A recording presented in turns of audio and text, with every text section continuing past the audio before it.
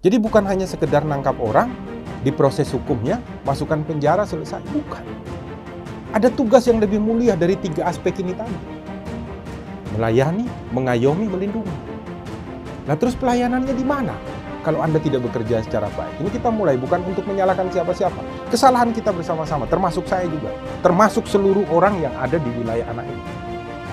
Karena matanya tertutup, telinganya tertutup, hatinya tertutup.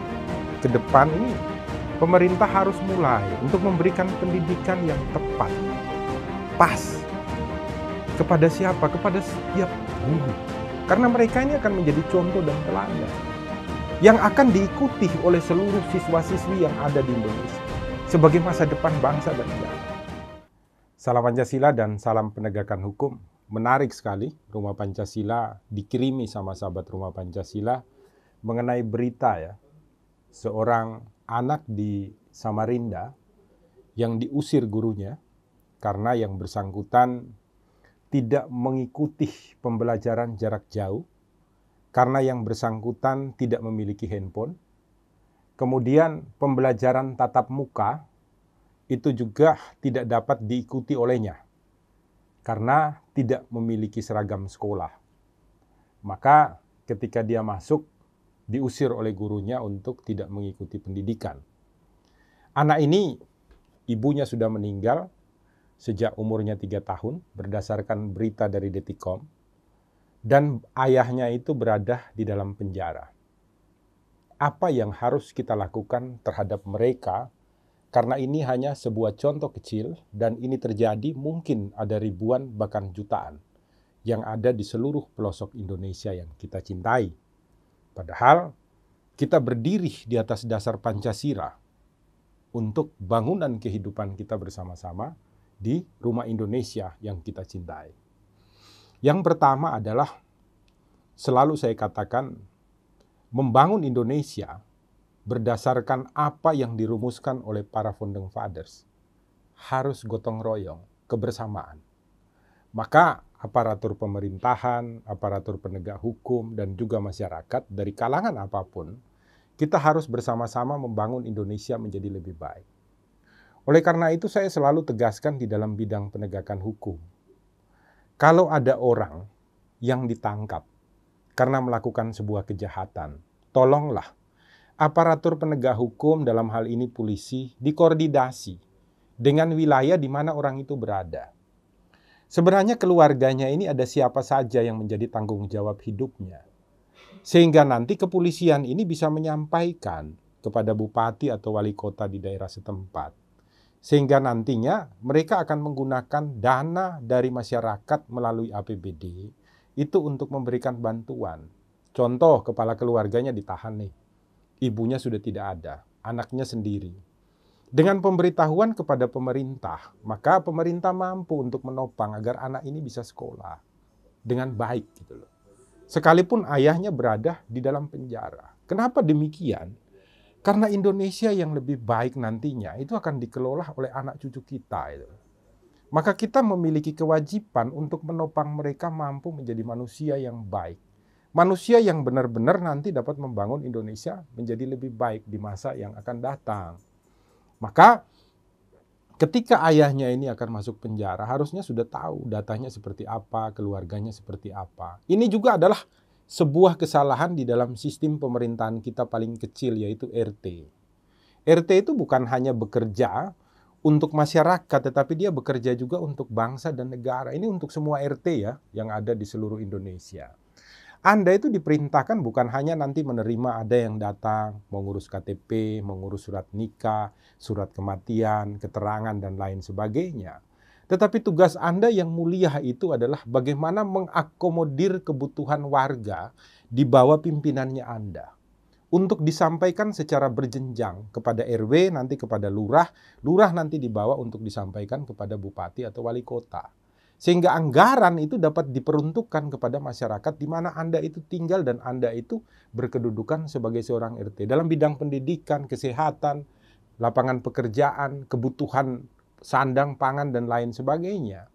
Karena di seluruh Indonesia, setiap kabupaten kota itu sebenarnya punya peraturan daerah yang mereka buat itu dalam rangka untuk membuat manusia Indonesia itu hidup sebagai seorang manusia. Cukup sandang, pangan, pakan, pendidikan, dan kesehatan. Semua aturannya ada, hanya kita kurang untuk mau membuka mata, membuka telinga, membuka hati, berpartisipasi, mengelola data secara baik untuk disampaikan secara terus-menerus. Ini membutuhkan sebuah kemuliaan hati, kedermawanan hati. Maka tolonglah Anda RT RW di daerah manapun itu tolong untuk membuka ruang seperti ini. Jadi kita hanya jangan main menyalahkan gurunya dulu. Kita mulai dari sebuah pemberitaan, ada ayahnya masuk penjara. Data harusnya sudah jelas, harusnya sudah lengkap. Partisipasi kita bersama nih. Maka kemudian nantinya anak ini kemudian diketahui, oh dia butuh sandang, pangan, dan lain sebagainya. Dinas-dinas dari kabupaten setempat, khususnya Samarinda ini bisa turun untuk kemudian memberikan kewajiban yang diperintahkan undang-undang kepada negara melalui pemerintah daerah untuk memberikan pelayanan terbaik bagi anak ini. Jadi ini kesalahan kita bersama.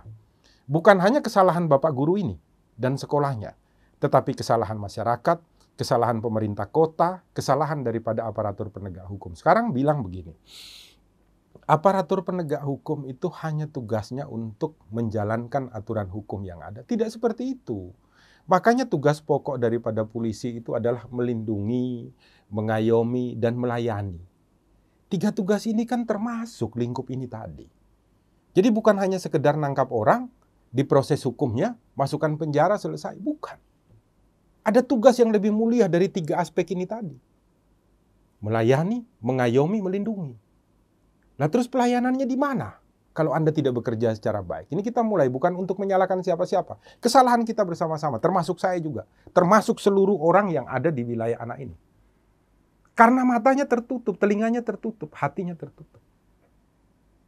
Dimulai dari situ. Yang kedua, ke depan ini pemerintah harus mulai untuk memberikan pendidikan yang tepat, pas. Kepada siapa? Kepada setiap guru. Karena mereka ini akan menjadi contoh dan teladan yang akan diikuti oleh seluruh siswa-siswi yang ada di Indonesia sebagai masa depan bangsa dan negara. Kalau guru-gurunya tidak dididik secara baik, ditata secara baik, dikelola secara baik, mereka tidak akan mampu memberikan contoh dan teladan yang baik kepada siswa-siswi yang mereka ajari, mereka tuntun, mereka rawat, mereka bina, dan mereka lindungi. Kan tugasnya seperti itu. Nah, untuk membuat mereka menjadi baik, maka setelah mereka ditata, dikelola, dibina secara baik, mereka juga harus diberikan subsidi kebutuhan yang pas. Sehingga mereka mampu mengemban tugas tanpa berpikir gitu loh, bahwa nanti di rumah masih kurang makan, kurang minum, dan lain sebagainya. Bagaimana mereka bisa fokus untuk mencurahkan semua kemampuan mereka untuk mendidik secara baik siswa. Kalau mereka sendiri juga tidak kita cukupi di dalam kebutuhan pokok mereka. Sandang, pangan, rumah, dan lain sebagainya. Ini penting untuk kita renungkan bersama-sama. Mumpung sudah 77 tahun negara Indonesia dibangun berdasarkan Pancasila. Saatnya kita berubah untuk membangun Indonesia menjadi lebih baik. Saya dulu waktu SMP, kelas 3 mau ujian, saya tidak berani masuk sekolah di SMP Panggudiluhur Cawas di Kota Klaten, Jawa Tengah. Tidak berani sekolah saya. Karena belum mampu untuk bayar SPP. Saya kerja di sawah, kerja di ladangnya orang, uangnya tidak terpenuhi untuk bayar SPP. Anda mau tahu enggak? Guru Panggudiluhur itu datang mencari saya di rumah, saya lari sembunyi.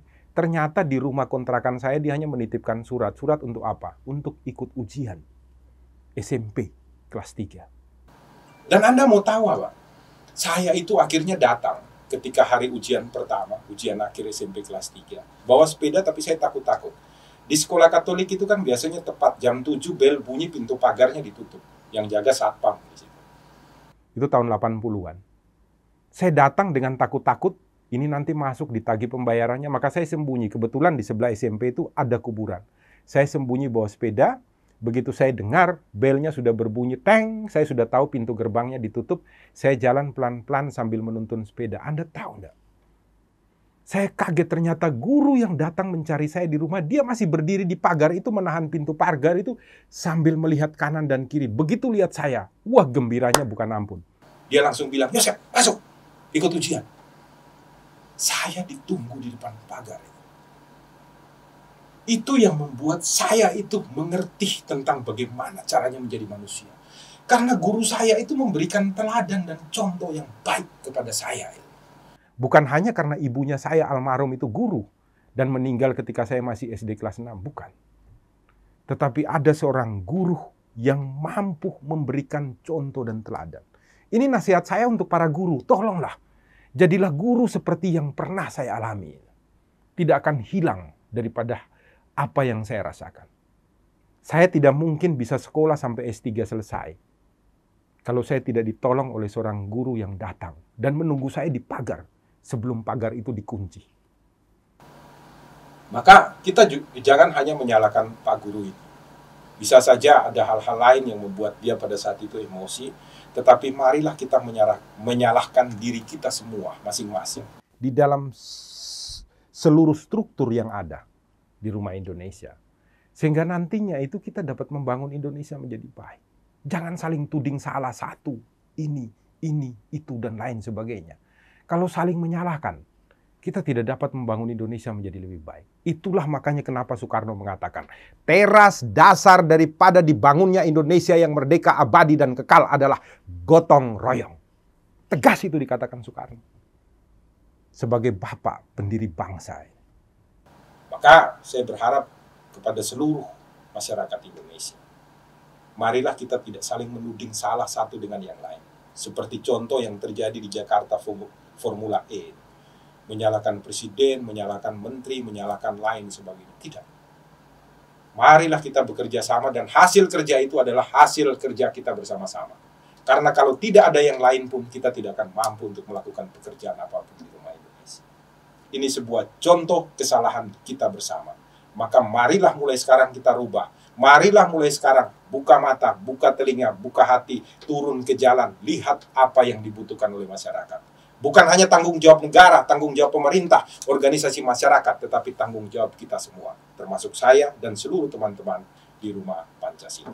Jangan lupa buka mata, buka telinga, buka hati, selalu berbuat baik di Rumah Indonesia. Salam Pancasila dan salam penegakan hukum.